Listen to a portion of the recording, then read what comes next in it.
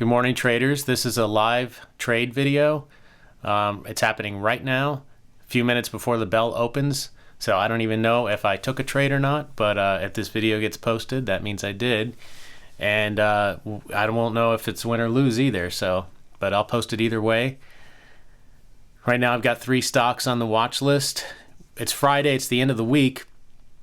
I'm ending the week green. And, I'm okay with giving a little bit back, if I take a really good setup and it just happens to fail. But I'm not interested in taking any high-risk setups, trying to gamble with my gains this week or anything like that. So we'll see what happens. Basically, the way I set up my watch list this morning, as always, I went to the markets pane and I have it set to pre-market top gainers. Then I click all. Then I organized by volume, and I basically went through like the top 10, checking things like the float size, the price, is it in the price range that I trade, and then I checked for patterns. I checked the daily chart, things like that. And if all those things look good, then they stay on the list. I did trade VTVT in the pre-market, and took a green trade on that, but not nearly as green as it could have been because I weak-handed it and did not hold till 2R. So that's something that I've got to work on. And I've added a rule at the very beginning of my trading plan. This is the new rule right here. I know it's kind of hard to look at with the red ink and the highlighting, but your trading plan, you really want certain things to really stick out and get burned into your retinas so that you can't forget them when you're trading. That's the key. So I've had this one for a while. Stop thinking about anything other than 2R and 1R. The only good outcomes of a trade are taking profit at 2R or stopping out at 1R. So even if I get stopped out at 1R, that's a win for me because that means that I stuck to my plan. So anything else, even if it's a green trade, if I didn't do either of those things, it's really not a win as far as I'm concerned. So then below that, so this was the problem with just having that rule. I've had that rule for at least a week now, and it's helped, but it hasn't protected me from weak-handing some trades. What would happen is if I got in front of a little bit larger of a candle or something, I would just feel immediately vulnerable, and I would start to worry that if this thing goes against me, it's going to be too big of a hit, and I would get out. And I think almost every single time, all of those trades went to 2R, including this morning's trade, and I made like a 4% return, and I could have made like a 20% return if I would have held to 2R. So I put this thing in there to give me like a definitive number. If 1R is 10% or less of the entry price, so basically, if the stock is $1 and the stop is 10 cents, I can't manage the trade myself. I have to just either let it go to 2R or stop out at 1R. That's it. If the trade is $10, then the stop is $1 or less, then I have to let the trade play out. If not, I take the 1R loss or the 2R gain. So that's it. So it looks like the market is opening. Let's get to the watch list page. The only entries I'm interested in are a 3-bar play at the open or a ABCD pattern, which will take a little bit longer to form. So right now we're just kind of watching these guys to see what they do at the open. Looks like this chart is messed up as well as this one. Actually, they all are. This happens every day at the open. You just have to flip the time. No, it didn't do it. But this is still good enough to trade off of. So this could be a 3-bar play here. That would be bar 1, so I can't do anything yet. Same thing here.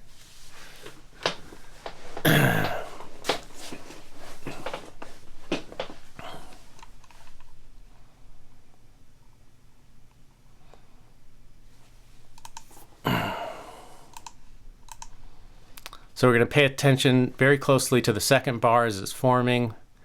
This is no longer a 3-bar setup. This is not a very good one.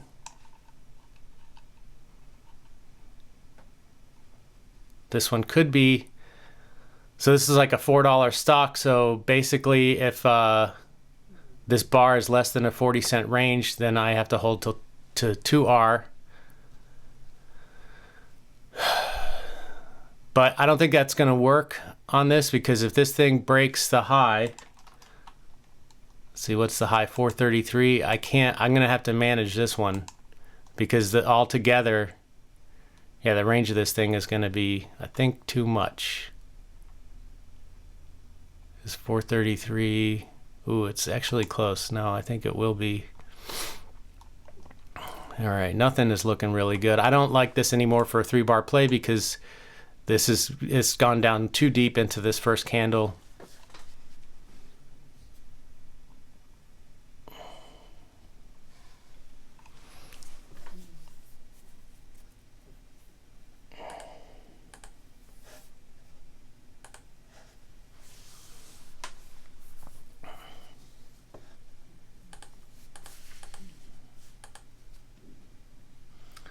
I'm looking for other opportunities as well. Looks like PLG is doing something, but it's kind of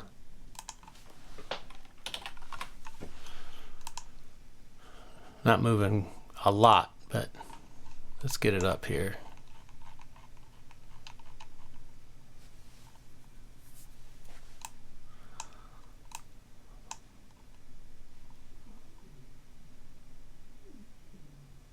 So got some volume at the beginning there, but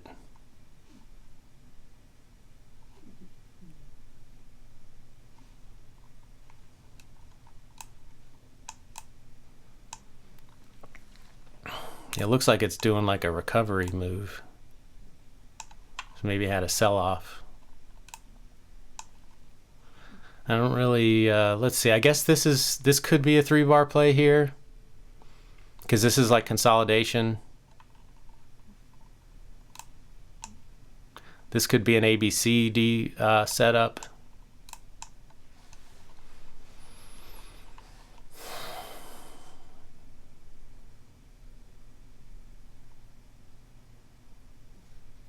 Range of this candle's not that big, actually. So this could be a legit setup and hold to 2R. But I'll have to see it break 274. So I can only get in if it hits 275. All right, let's see what happens.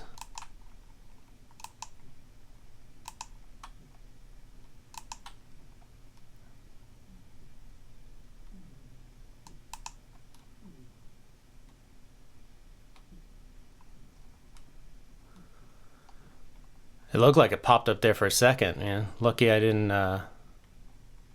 get filled there. I don't really like that.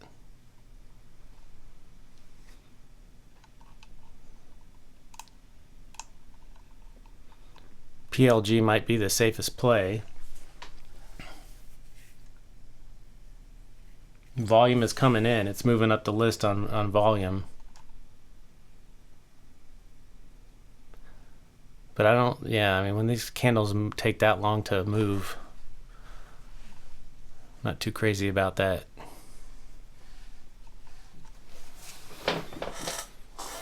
Look at this thing now. Man, that sucks for anybody that bought that 275. So I would have gotten stopped out if I had taken that trade. But I was kind of like looking at the price and checking the other charts, and I must have glanced away that it's hit 275 for like a split second. And luckily I wasn't paying attention to it at that moment.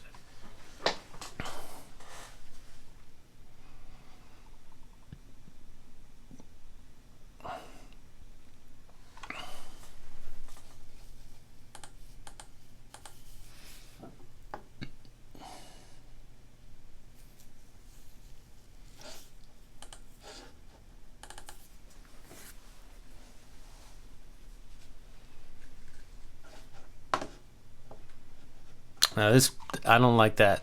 That pullback, that just ruined the ABCD pattern. I'm messing with the watch list on my laptop. I restarted Weeble because things just didn't look right, and they weren't.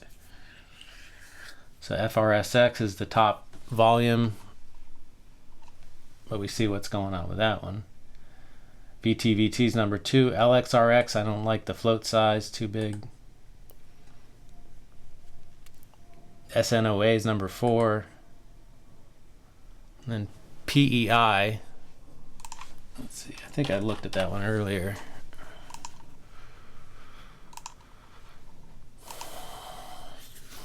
PEI looks like it's chopping around.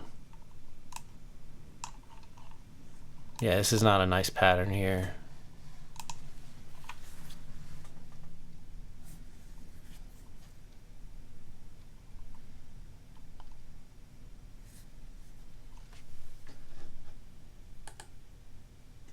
Something called Life that's number 13 on the volume list, so it's probably too low.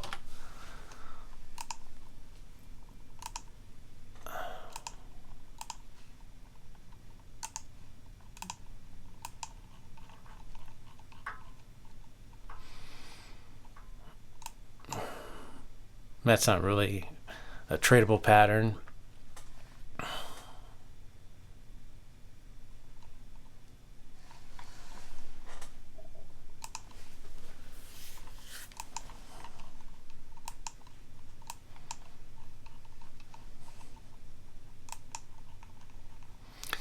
Bunch of choppiness, consolidation, flushing.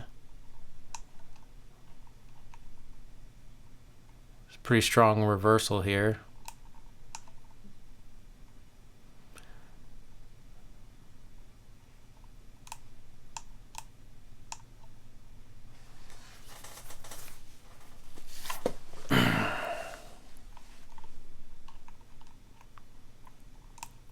This thing's getting up through the high of day, which I should mark out. 1379, so it just broke the high of day.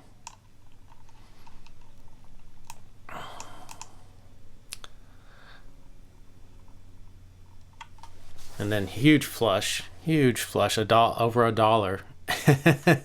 Wow, man. If that doesn't say stay away, I don't know what does. Sometimes these things sell off at the open, and they curl back around, they break the high of day, they give you a little pullback, and they shoot higher. That's not what's happening here. If that's not a double top, I don't know what it is. Which is a favorite of shorts. So it's good to be able to recognize short patterns. I don't know them inside and out like I do my buy setups or my long patterns, but I'm familiar with some of the big ones, especially the ones that have bitten me in the past. So the double top is notorious. That's a favorite. And then the other one that I used to get bit by quite a bit was thinking that, okay, like this is the beginning of an ABCD pattern, and then this is just a pullback, and then buy the break of the first candle to make a new high. And then I would get flushed out on the next one, which this one pretty much did. It didn't quite hit stop, but this is pretty ugly. I wouldn't want to be in this. This is consolidation, very high range consolidation. So yeah, I mean, anytime you see these things pull all the way back down, that's a sign of weakness. And anytime you get a big red engulfing candle after a nice run to the upside, that could signal like a 3 or 4 bar flush down, so like a reverse 3 or 4 bar play. So now we're getting kind of almost the same thing happening here, like this double top. So we're going to see if this one breaks through or not. It doesn't look like it's going to.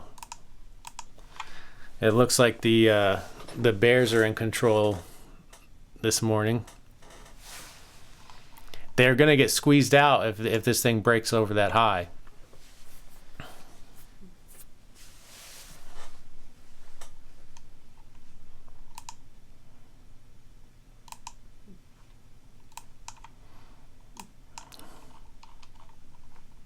So you see, what's the highest for? So if we see 434, definitely 435, you're going to see this candle take off.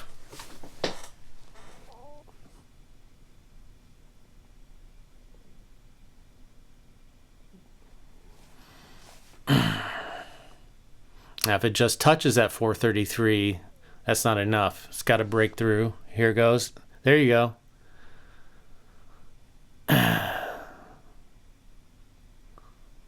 So 440 is like a psychological resistance, and it broke back down.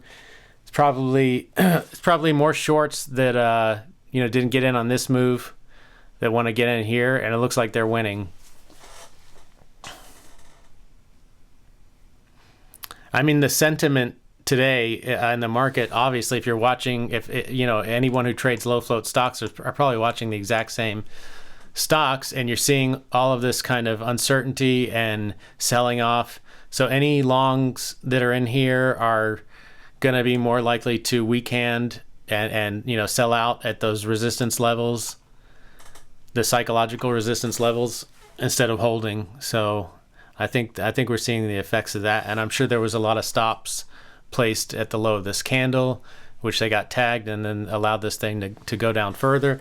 And now no one going long is going to touch this thing until they see a sure sign of reversal to the upside. So, I meant for this to be a live trade video, but it looks like it's just turning into an analysis video and a great example of trading discipline, which takes a long time to develop. You don't just jump into trades just because you want to take a trade or you didn't get to take a trade today. That's not a good reason. You have to have a pattern that you know and that you trust, that goes in your favor, with a high probability. And I'm not seeing anything. So, and I have a rule about 15 minutes after a session starts. If I haven't seen a trade that I want to take, then I just stop, because the longer, I know, like the standard, if you guys have been watching other traders or other trading lesson videos, you know that the standard is probably 10:30 to 11 o'clock after the open. That's when most day traders say, okay, I'm going to stop trading, because that's when the volatility leaves.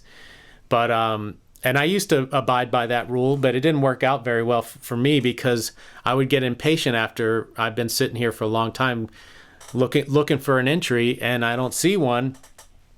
And then you start to think, man, I've been sitting here all day, I haven't made a trade, and how can I make any money if I don't make a trade? And you start compromising your rules and looking for setups that are risky, but maybe I can scrape a few pennies here and make something. But generally that turns into a red day. So I found it better just to, look at this. I've only got 50 seconds left to take a trade here. So definitely, there's nothing at all that is remotely obviously tradable. So why the heck would I jump into something or, hang out any longer where I could force a trade? Just doesn't make sense. I'm green on the week. Let's keep it that way. And why should I give anything back for less than a perfect setup? Because even the perfect setups fail. So I would feel pretty bummed if I took anything less than that and gave back some of my gains. I just want to show you one more thing if you're still with me. I was about to take a trade on FRSX this morning. I opened up Webull, and it was about right here. And I kind of gave it a quick look, and I said, wow, this is like a beautiful ABCD pattern.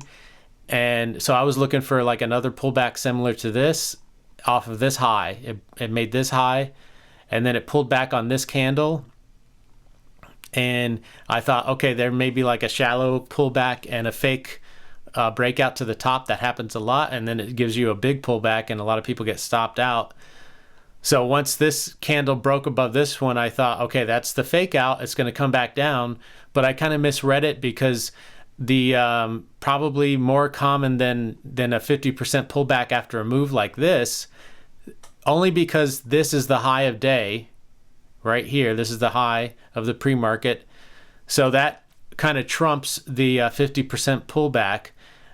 Basically what happens when stocks like this break through the high of day, they'll pull back to the high of day.